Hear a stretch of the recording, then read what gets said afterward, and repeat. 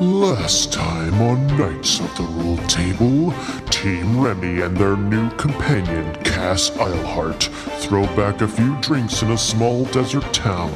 They then head back out in the desert only to encounter a sandstorm and survive an awful 90s dance reference. The party finally arrived at a pit filled with thousands of sandworms surrounding the temple of the Shamaran. Elsewhere in Castor City, Team Alistair with Dierdre's help got dressed to the nines for a casino confrontation. Aryx was able to question the mole within the Knights of the Realm known as Danbrecht. As he tried to escape, Biscuit magically held him, but Danbrecht magically poisoned himself, dying instantly. They were only left with the time and place of a future mysterious appointment and the symbol on his ring of the ancient god, Lyros.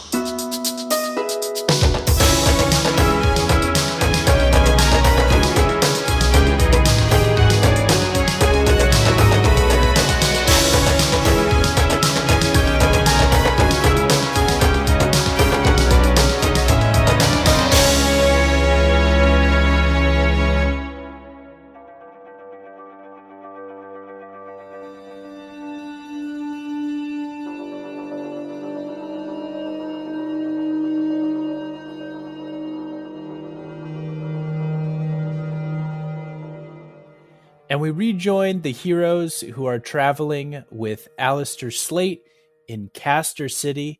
They have just completed the mission in the casino, and they are standing in the back alley with a dead man named Danbrecht, who has consumed his cyanide tablet, which was hidden inside of his ring. And a thorough search of him has uncovered a note that has a time and a place on it.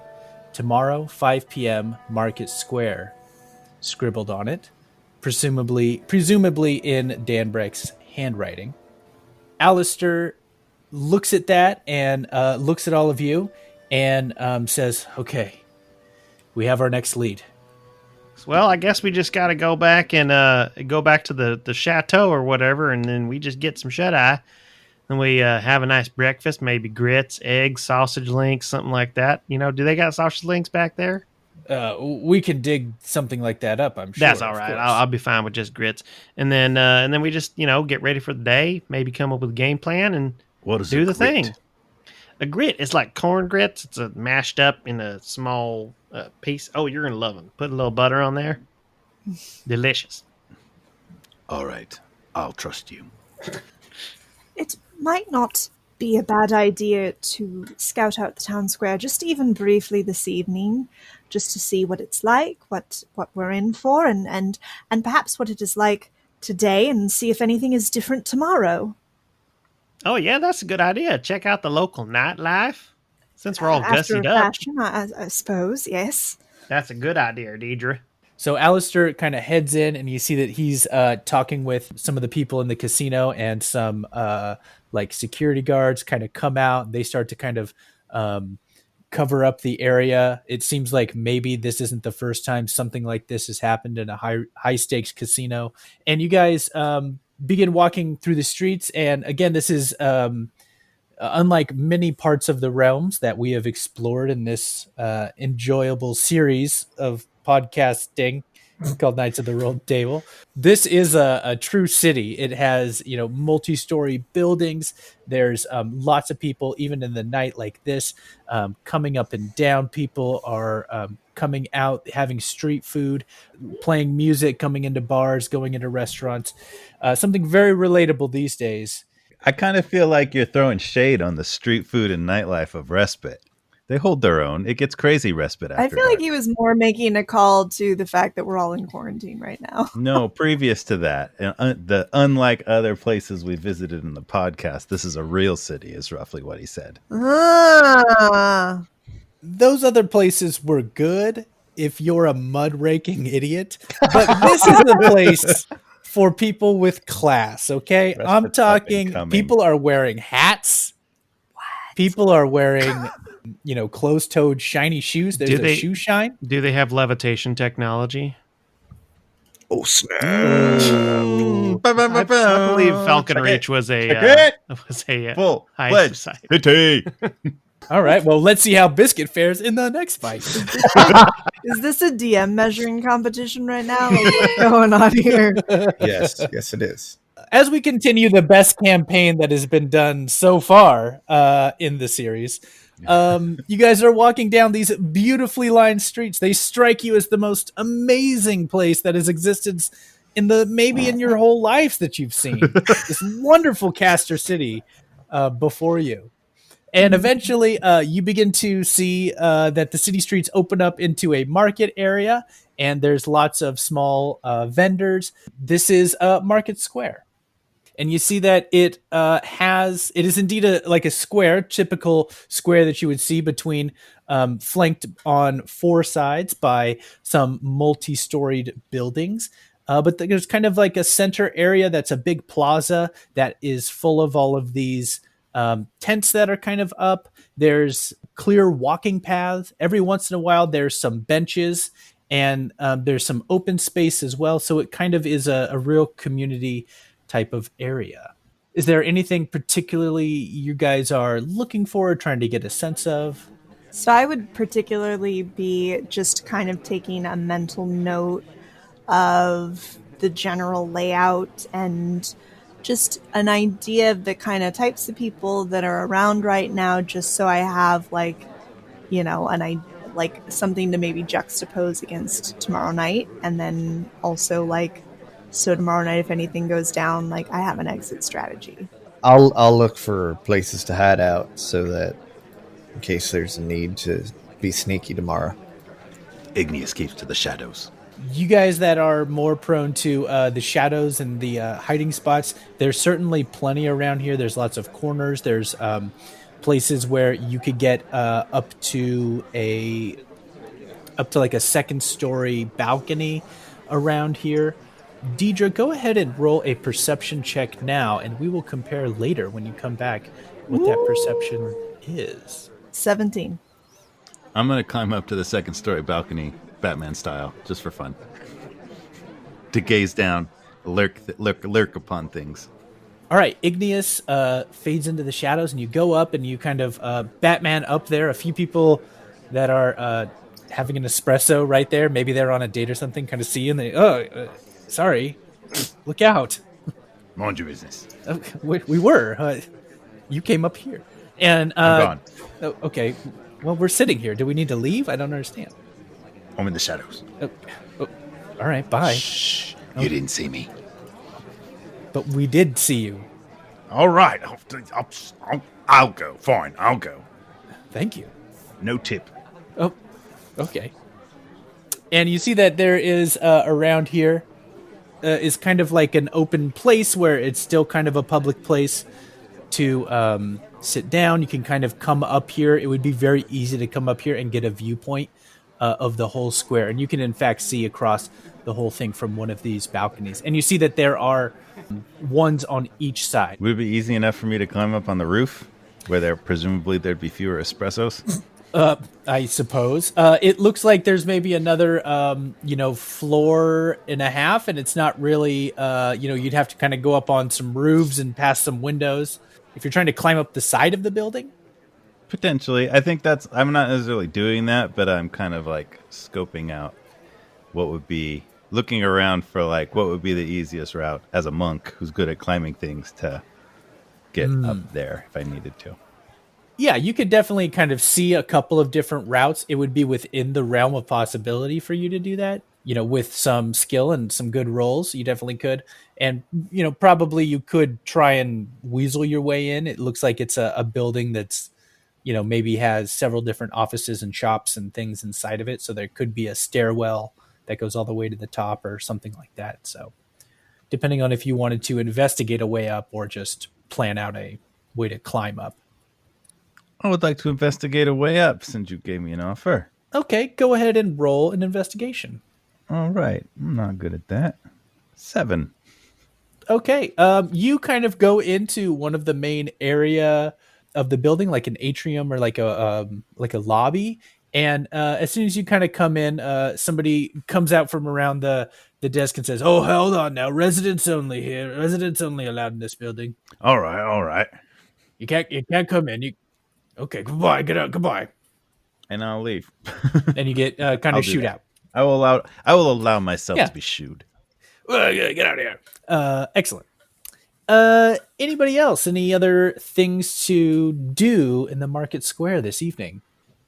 To the market, do I see any like anybody selling like local, stuff that they would sell like souvenirs, like hey, I visited this town, little statues, little things you'd wear, collectibles. Yeah, sure. You see that there are some like artisan people that are making like different trinkets and stuff, and they all kind of have this almost like a baseball logo, like a C and a C.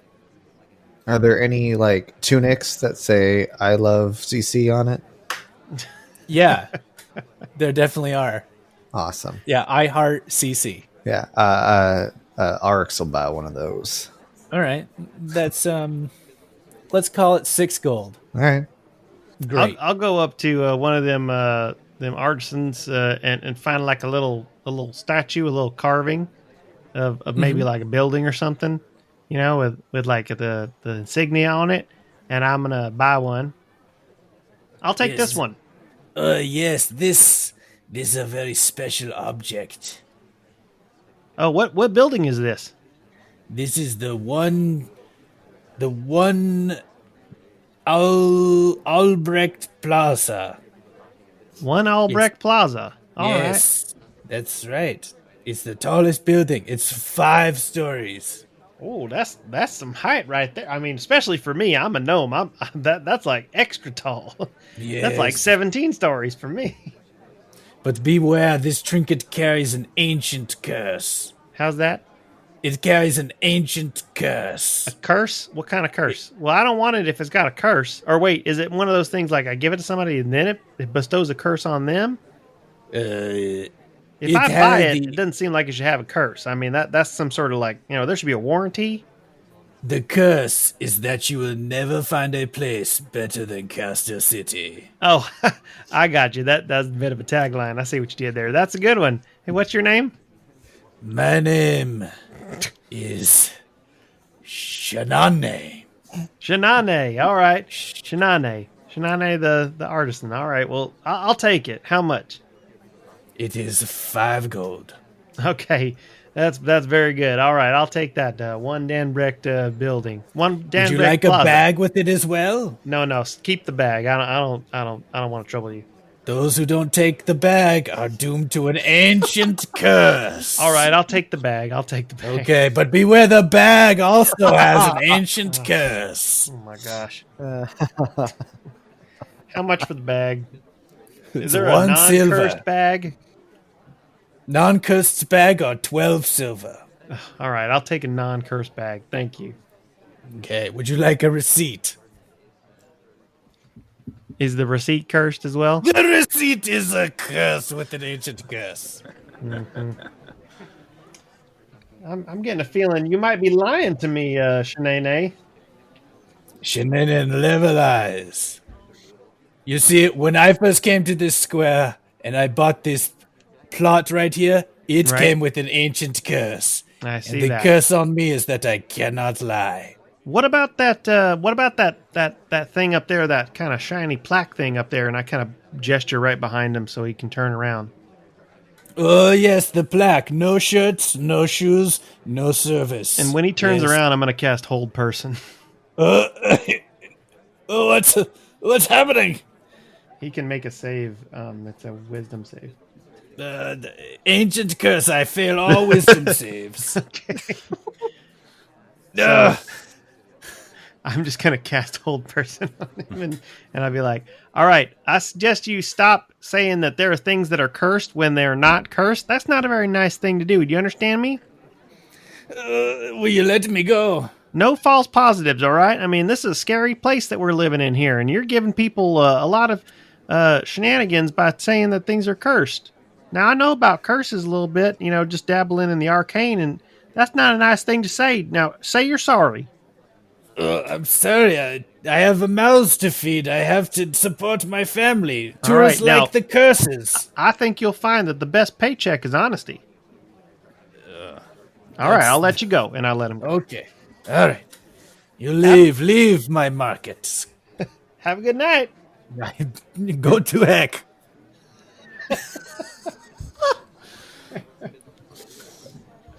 Any other shenanigans to have in the market before we call it a day?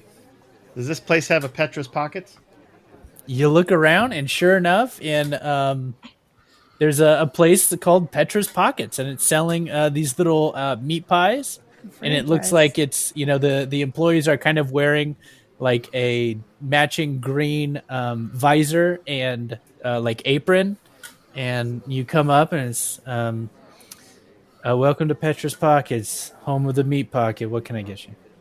Oh, well, I'm not really hungry, but maybe I'll get something for one of my friends. They might be hungry. How about one of the? What's a pocket? It's like bread, and then they put like potatoes and beef and stuff like that in there. It's real good. Carbs. Oh yeah, lots of carbs. Pretty much is carbs. Pretty much, with some it's meat. pretty much 100% carbs with some Afraid I'm beef. going to have to pass them, darling. All right. Well, I'll just take one of the pork pockets then. One, I'll have a pocket. 2 pork pockets. 2 pork pockets. I'll take one as All well. right, make Three. it 3. Do you have any kale? No, we don't have kale, ma'am. You don't have kale pockets? No, we don't have kale. Perhaps like pockets. some watercress or Maybe like a spinach and cheese.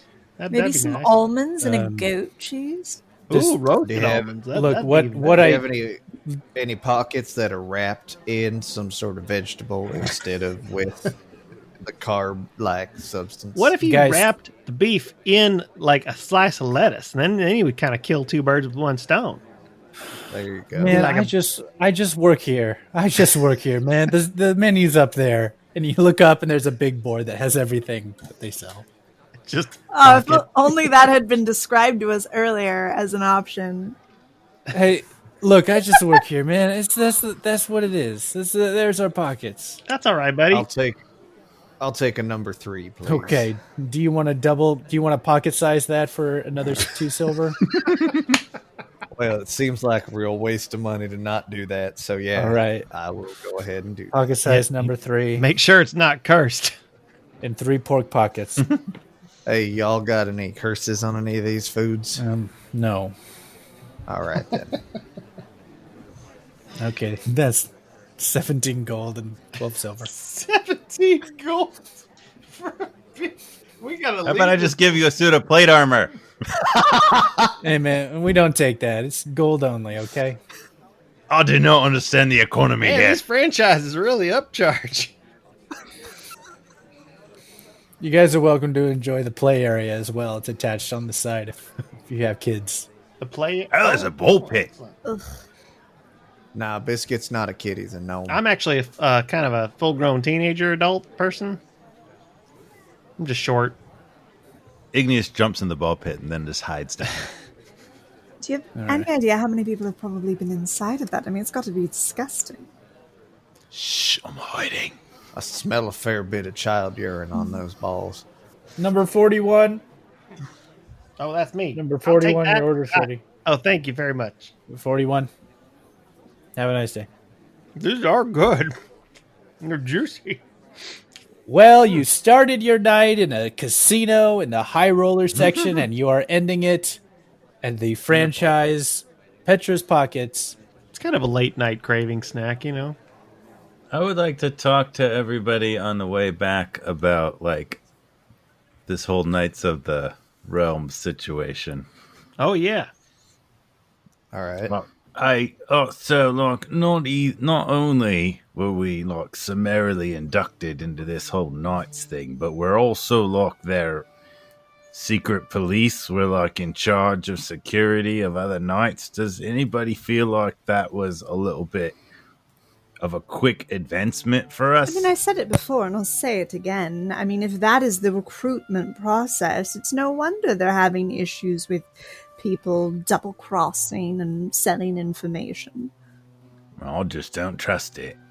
What I did think was weird was when we were talking to Danbrecht, and he realized that we were knights, but he wanted to know what side we were on. Why are there different sides? Doesn't that There's a lot of corroborate the issues. theory that there has been some infiltration and some betrayal within the organization? Who just comes out and asks that kind of thing? Yeah, either that or they're like easily bought. Like maybe some of them are crooked, like they've been bought out or something. I mean, if there's like a good side and a bad side to this, if you were involved in the bad side, they wouldn't necessarily say we're the bad side. They'd probably say we're the good side and the other side's the bad side. Are you saying that we are on the bad side? I think we might be on the bad side. We don't know. We're on the bad side and we don't even know it? Well, now, were we on the same side as Danbrecht? Because if we're on the same side as Danbrecht, he killed himself with the ring. Yeah, that seems kind of extreme to commit suicide for something that seems like it would be noble. I mean, like, I don't know a lot of good guys that would just go and take the plunge like that for something. I mean, that's real. That's heavy stuff. You know what I'm saying? Yeah. It's coward's way out. Yeah, I mean, like, That's a bad guy technique, if you ask me. that's not a nobleman's way to go or a noble way to go. Well, I think we best be cautious regardless. Do you think we can trust Alistair? Oh, gods, no. Well, he's paying us, isn't he? All right, you guys split up for the night, and with that, everybody can level up. Woo! Boom. Whoa. Level 5? Yes. So you guys wake up the next morning. You are able to have breakfast, get yourselves ready. Alistair summons all of you again, and you meet back in the same kind of meeting room that you guys had met before when you were going over what to do about Danbrecht. He has pulled up a map that shows Market Square where you guys were last night, and sure enough, you can now, since you've been there, you're able to kind of mark out exactly where everything is supposed to be. Alistair, looking down at the map, says, I think what we should do is we should have somebody go in disguise as Danbrecht, and they should try and meet whoever this contact is just as he would have, and to try and get as much information out of whoever this contact is as possible. Now, I have supplies for disguise kits and things like that, but that isn't my specialty. But if one of you wanted to take charge of that, to get somebody to be Danbrecht and who could pull off an operation like this, to go undercover. Wait. I got a plan. And Yenni just crawls down in between Biscuit's legs and then lifts him up on her shoulders. Yeah? Oh, and then I could disguise myself. That's a good idea. If I cast disguise self, would it disguise me and Yenni? I'm not the wizard. Let me see. You don't think that the movement of you lumbering with another being's weight atop of you would be a dead giveaway? Hey, I'm strong. I'd be good legs, all right? I'm not saying that you wouldn't make a good showing, but it's not exactly an ironclad plan. Well, I'm not going to talk, so they won't know it's two of us.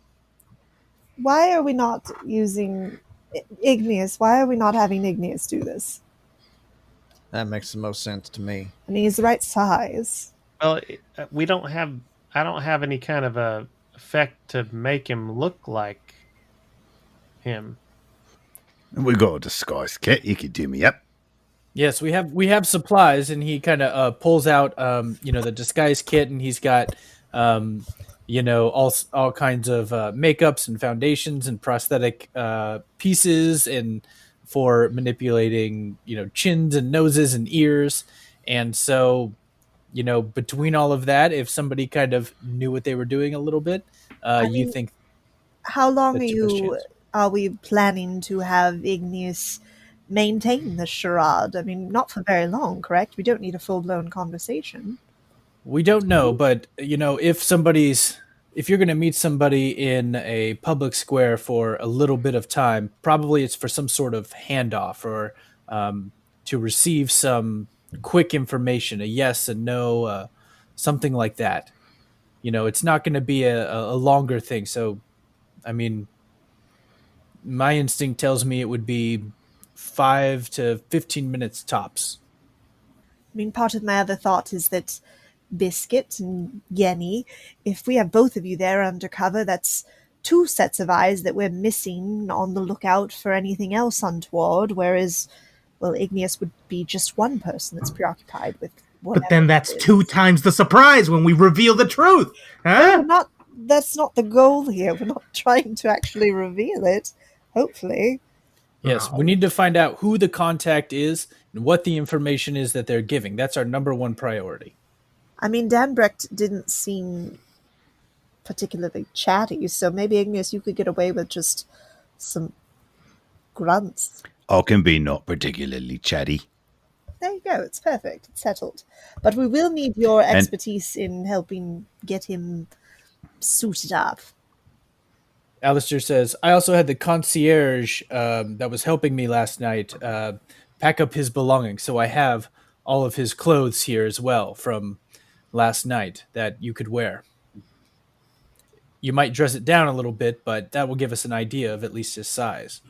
And he kind of sets it down, and it's a nice pair of slacks, a dinner jacket, a shirt. I'll try that stuff on. See if it fits.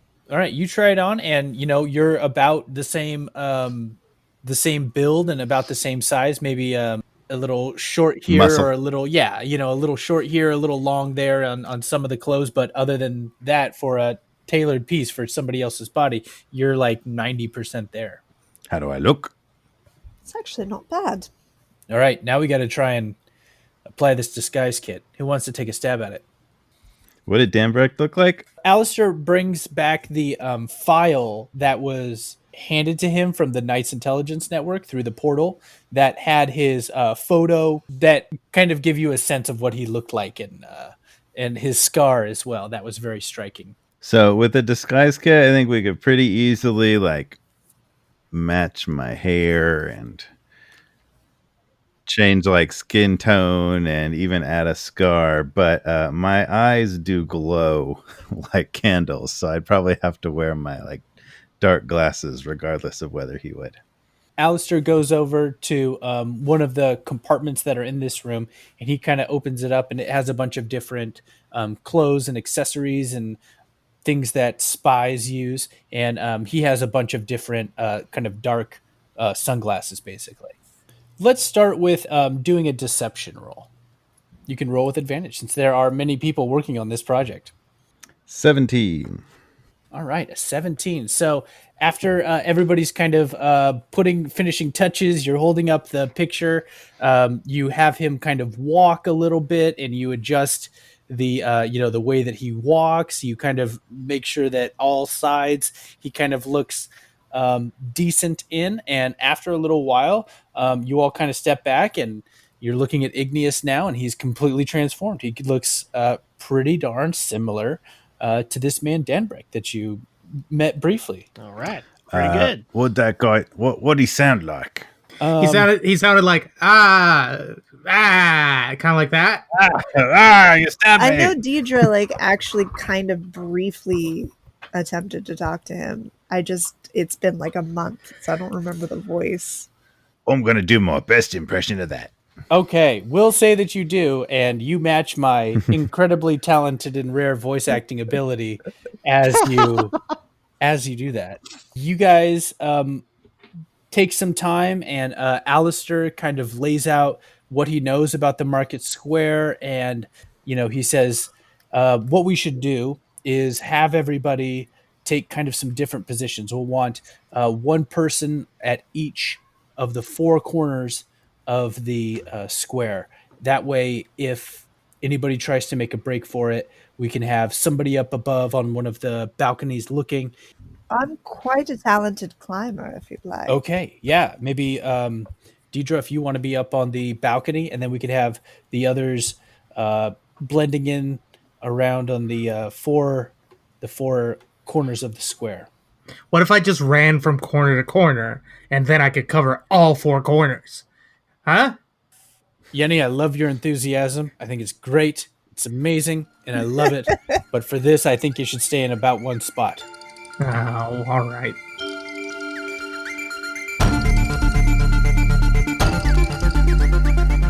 Hello, listeners of the Roll Table. This is Jeff, your DM for Season 4.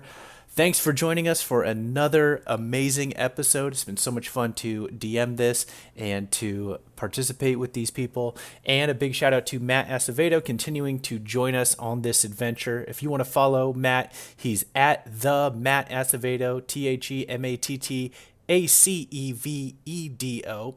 And he has a fun podcast that's a Mass Effect actual play podcast. It's called Mass Effect Adventum. So go follow him there, give those a listen. And if you're turning your dial to other podcasts, check out the Most Excellent 80s Movie podcast, which is hosted by our friend Chrissy, and the most recent episode, which is on 1981's movie called Dragon Slayer.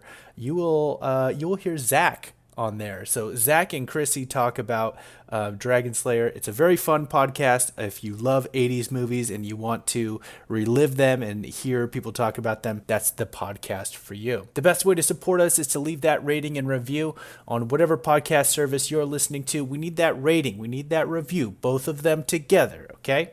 If you want to follow us on Instagram and Twitter, it's at RolledTable, and use that hashtag RolledTable to get the word out. We love you guys doing that. We also have a Discord server. You can get on there. It's the Knights of the Rolled Table on Discord. You can click that in the show notes. The music is by Weston of Arcane Anthems. Go check out Arcane Anthems. The art is done by Chris Daly. The Patreon is Dungeon Heads. Go on there. Follow these awesome artists and help them any way you can. And if you want to talk to us, we're just an email away, knightsoftherolltable@gmail.com. We know that we are not the only D&D actual play podcast out there, so we honestly thank you, each and every one of you listening, for giving us a chance to be a part of the adventure. And that's it for our announcements. Now, go out, but stay in, and make life an adventure.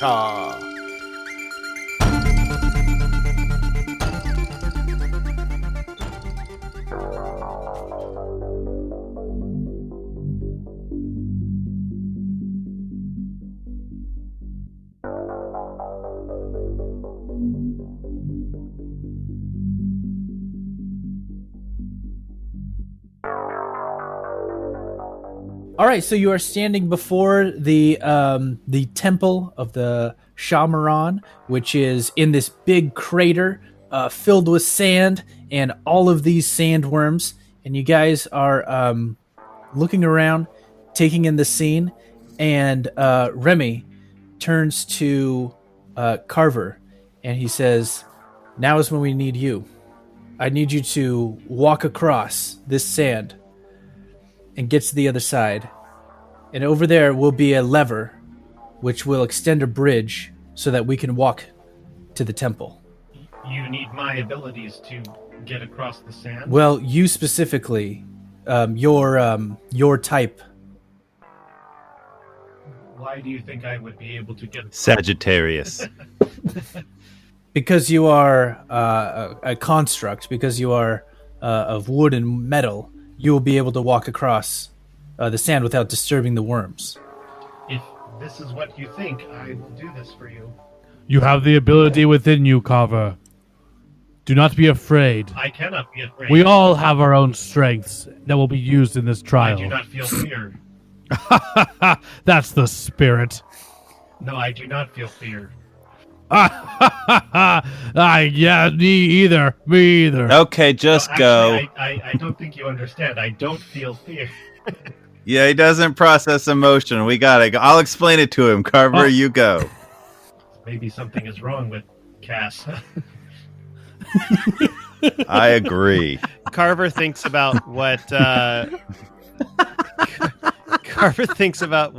Branch did earlier. Just kind of think about it, and then out of the side of his eye, this little slot opens up, and a little monocle kind of pops forward and then folds over his right eye, and then kind of zooms in and has sort of a iridescent sheen to it, and I cast guidance on myself. Ooh. Oh. Nice.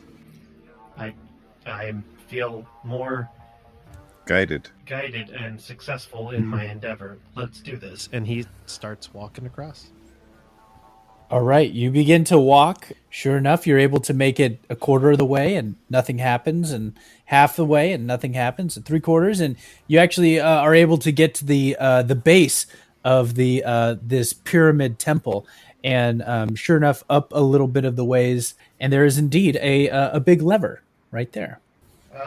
I'm gonna inspect it for any kind of maybe traps or any kind of danger. If I would pull this lever and something bad would happen. Sometimes Chris is really trying to roll for something. Sometimes I know in my experience that things can happen badly with old machinery. All right, go ahead and roll. I rolled a 1. But I have +8 investigation. And then my guidance, I rolled a 2. So I have an 11.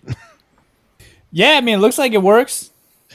I'm not familiar with this construction method, but I will press the lever. And Carver pulls down the lever. All right, as you do that, a bunch of mechanical things happen. There's kind of a chain rolling on a wheel sound, and sure enough, right under where you are, a wooden plank begins to extend out, and it goes further and further and further. And on the other side, you guys watching just see this very long bridge kind of arch up and over, and then finally it kind of bows down and lands right near where you guys are on the rock right there. And so now there is a bridge. I take a step forward. No hesitation. All right, Kass, you step. Come on. You step on it, and it is while it has a little bit of bow to it, a little bit of give. It's a nice wide piece of lumber, so it looks fine and dandy like sour candy. Carver, I knew you could do it. Thank you. All right, you guys walk across the bridge. As you guys walk across, you guys actually notice that sandworms, even though you're kind of elevated above, they are like kind of jumping out like piranhas would. Some are kind of trying to jump out of the water. You didn't notice that, I mean, obviously at all when Carver was going. Can Branch do a nature check to kind of try to suss out if they're just hungry or if there's something wrong with them or like what? Sure. 11. They could be hungry.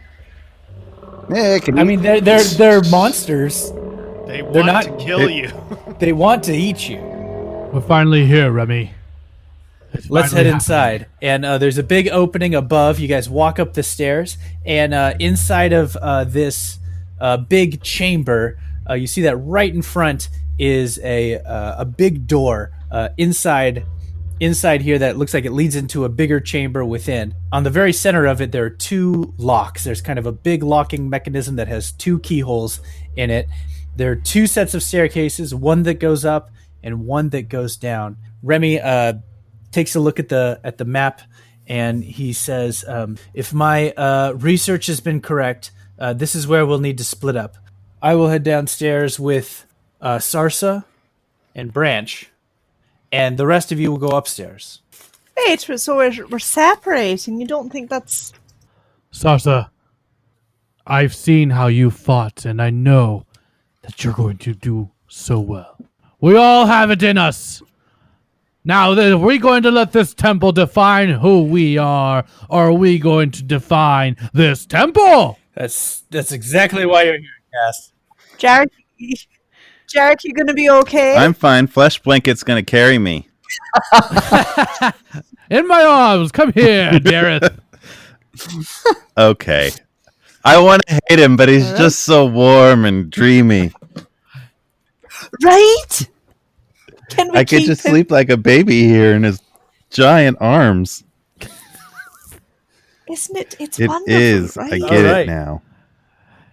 Makes you feel so small. With hard work and a diet, you can have this too. Kass, are you still selling that magic elixir that makes you strong? Kass in an MLM. Oh, Remy, I don't need that anymore. Oh, I haven't. Ever since you left, I realized that I was holding myself back. So I went through my own self-searching and I trained very hard, much like how you taught me. And, well, now look at me. I got big old guns.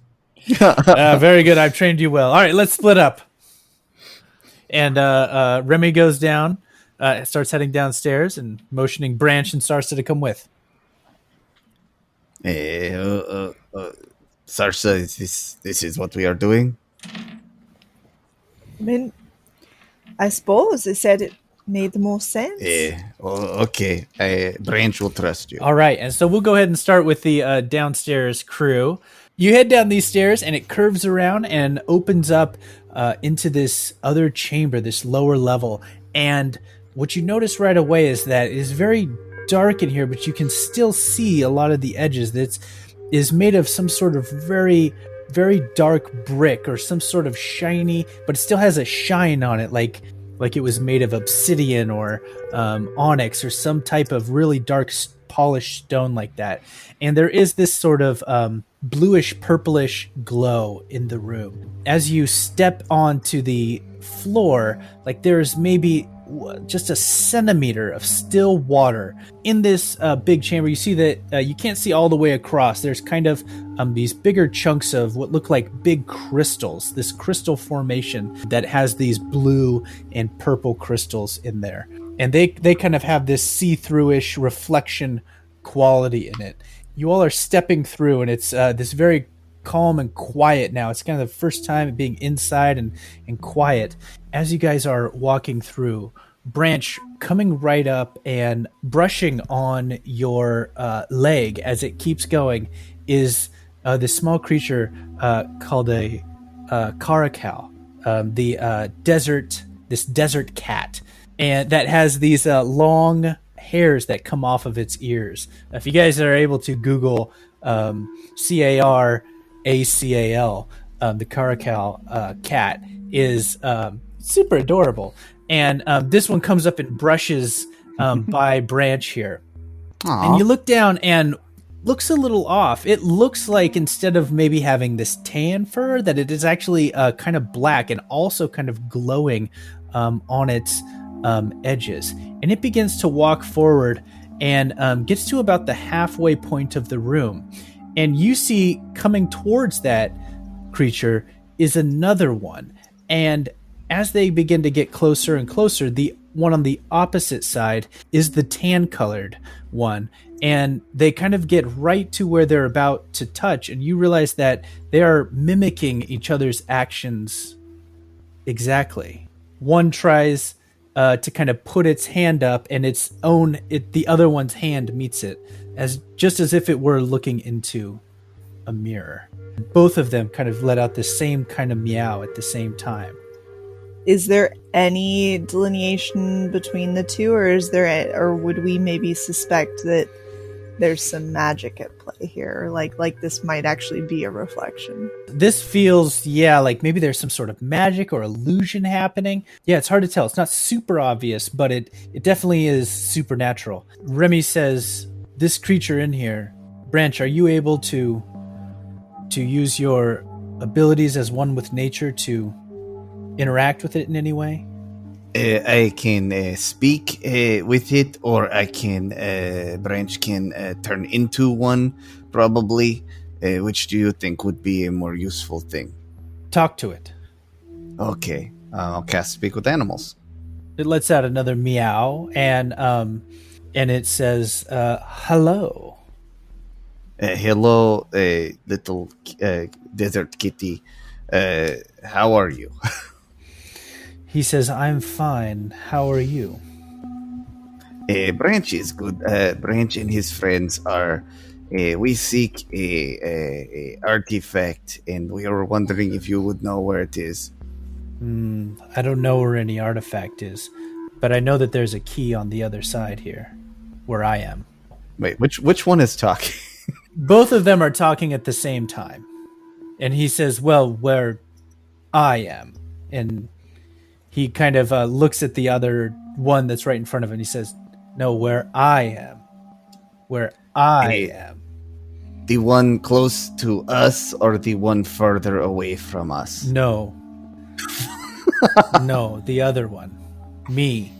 He says, I've wanted to leave this place for a long time, but I'm the one in my own way.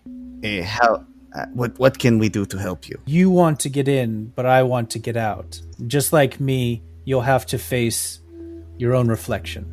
And just as he says that, stepping forward and matching the opposite side of where you are, you see an image of yourself, Branch, that looks like you, but has kind of this shadowy tone, is more black in color, and has a glowing kind of outline to it. And Sarsa, same thing. You see a dark outline of something that is your shape, and your almost like looking into a mirror, but with this glow. And Remy, you see a Remy figure on the other side. Nega Branch.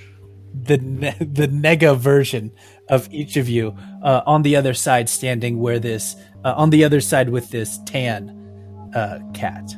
The cats, they say there is a key, but it is by them, but by me. They were very confusing about which one Branch should talk to, and then we have to fight, I think, mirror versions of us to let the mirror version of the cat out, and then we will.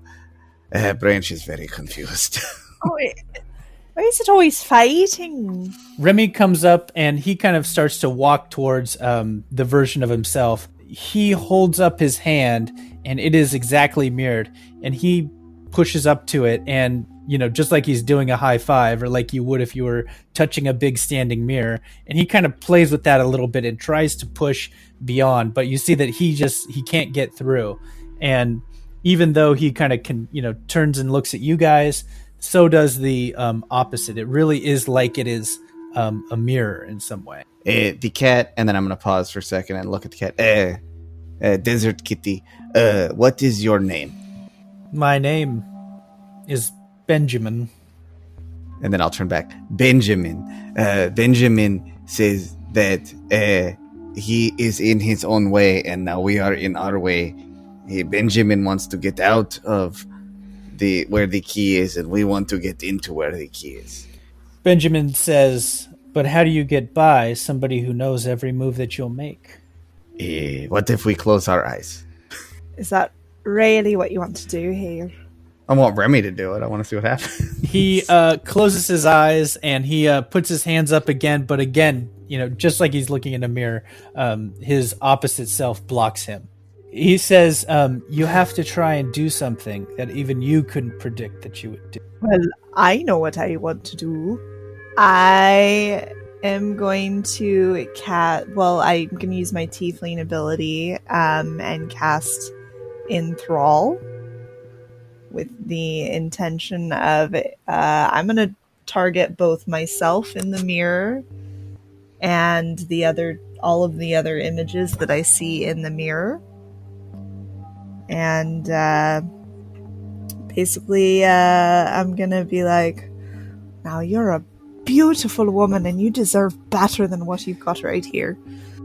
So you hear in your mind, you're a beautiful woman and you don't belong here. Whatever it was that you said. You're the exact same thing right back to you. That's beautiful. Yeah, you really are underappreciated. Well, that was stupid.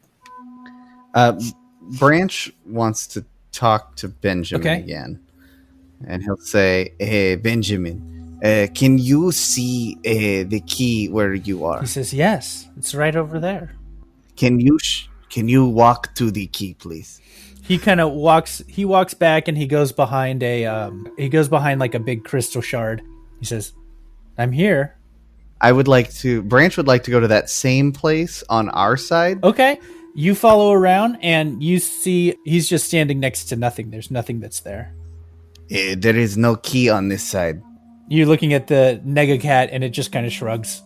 Branch wasn't able to have his little, like, reflection go get a key by going to the same spot on our side. Okay, Branch.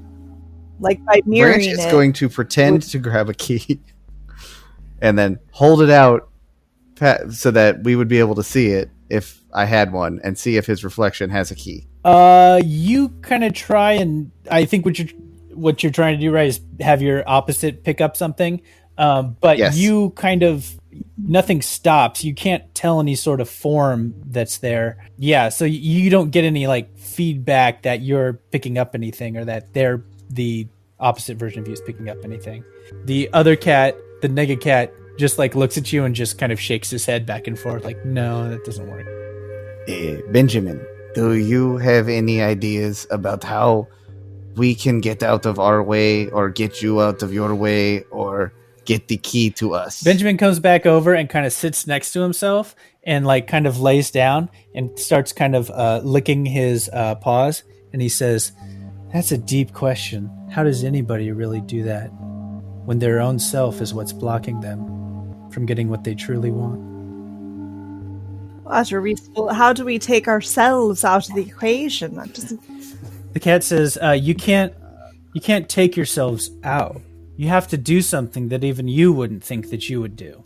Branch runs full force straight at his reflection. All right, you do that, and Sarsa, roll a perception check. 18. So you're not sure, but it seems like when he started moving, that the opposite version of Branch was just a half second slower reacting, but caught up. And as Branch runs towards, you knock into it just like you were running full force into a mirror, and you fall backwards. Ow. That did not work, but I did not expect that I would do that. But you could have, and you did. I am going to look at Branch, and I'm going to put my hand on his back and tap him on the back and say, there, I'm sure we'll figure something out. There's got to be some kind of a trick to it. And I'm going to, without really even thinking about it, cast a gust of wind on his back, and to try and like basically push him forward into the other room. Okay, how does that It's basically it's from myself, and it's a line of strong wind 60 feet long and 10 feet wide blasts from you in a direction you choose for the spell's duration. So it's basically like, I mean, the way it's written is if I was doing it on an enemy, but like it's basically I have a gust of wind that comes magic out leaf blower. basically. So my goal is just to be like, you know, push him out there. All right, you do that. Suddenly, Branch, you feel just a magic force push you kind of forward, and matching your exact motion on the other side is the Nega, Sarsa, and Branch doing the same thing. And again, you crash, boom, twice. Now with more force, getting hit against this yourself, your own version of yourself. In there. Ow. That did not work. Ow. What if you do something that I know? Yeah, you just did something I did not expect. So Branch, what else could? Hey, Benjamin. Yes. Is it that Branch should do something that Branch cannot do, or that Branch does not expect that Branch will do? He says he kind of is still like kind of cleaning himself and looks kind of very bored back at you, and says, "You could try either." As you guys are looking over there, you kind of look over to Remy, and he's standing right at his reflection. He is looking deep at it. All of a sudden, he says, "You're shameful. I hate you. You left them behind. You're the reason that they all died. You could have gone back for them, but you didn't. You are the reason that their families are without fathers today. You're the reason that they can't have the warmth and comfort of family." And just as he's doing that, he draws his sword and strikes out forward, and in that instant, he cuts through the plane and hits his own self, and the his opposite version of himself just disappears into a cloud, and he kind of stands there in shock, kind of excuse me, and kind of resheathes his sword and pulls himself together. All right, Branch is going to walk up to himself and say, goblins are the best creatures. Animals are smelly, and they are not friends. And Branch is very handsome, and Branch thinks goblins are great. And then he's going to poke him with the quarterstaff. Okay, roll a d20. That's a 10. It works. You're able to poke through. You stab into your opposite version of yourself, who was had a very confused look on its face, on your face, and you penetrate through it, and it explodes into a puff of smoke. Well, I don't understand that. What are you not doing? You should say, Sarsa should say things that Sarsa would not say to herself. Like, alcohol is bad. You shut your damn mouth. But kissing is not fun. What's that guy? What's Matt's character's name? Kass is very ugly. You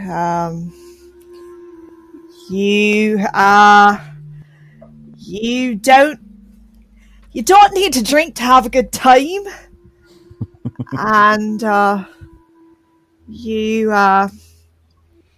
should talk about your feelings more often, and should probably be a little bit nicer to Jerik, and you should I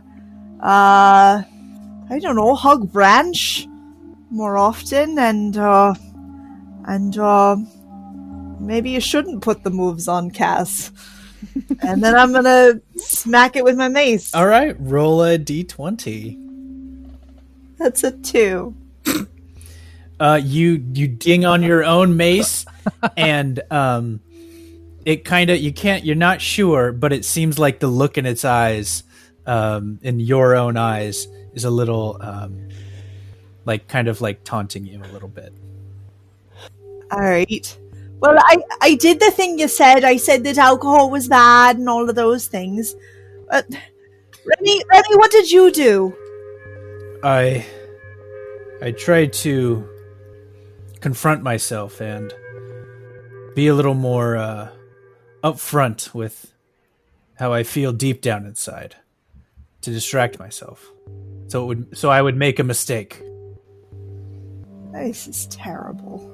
Hang on a moment. Sarsa's gonna pull out her breast flask and take a deep chug, and then she's gonna stare down her reflection and put a finger in her face and say, "You push people away. For all of your talk about being a leader and having a crew and supporting your team, the people who care about you the most, you push them away because you're so scared that they're going to leave first. That doesn't make you strong, that makes you weak. You're just like your dad." And I'm going to smack it myself in the face. Oh, it lands straight through, and you cut straight through, and the illusion disappears. And as that happens, the illusionary cat in front of Benjamin fades as well, and he kind of sits up, and he looks at each of you, and walks past the reflection point, and runs towards the front door, back up the stairs, and stops in a minute and looks back at Branch, and just says, "Thank you." You are very welcome. Branch hopes that you will be happy in your life. And he gives a little nod and goes up the stairs and runs out. Benjamin was good friend. Let us get key. You walk around the corner Branch. You find the key sitting just on top of a little crystal right back over there. You guys are heading back the other direction. Remy comes over and he puts a hand on Sarsa's back and says, "I know that was hard, but I think you'll be a stronger person for having gone through this. I think we don't need to talk about it. I agree. You three head back up the stairs.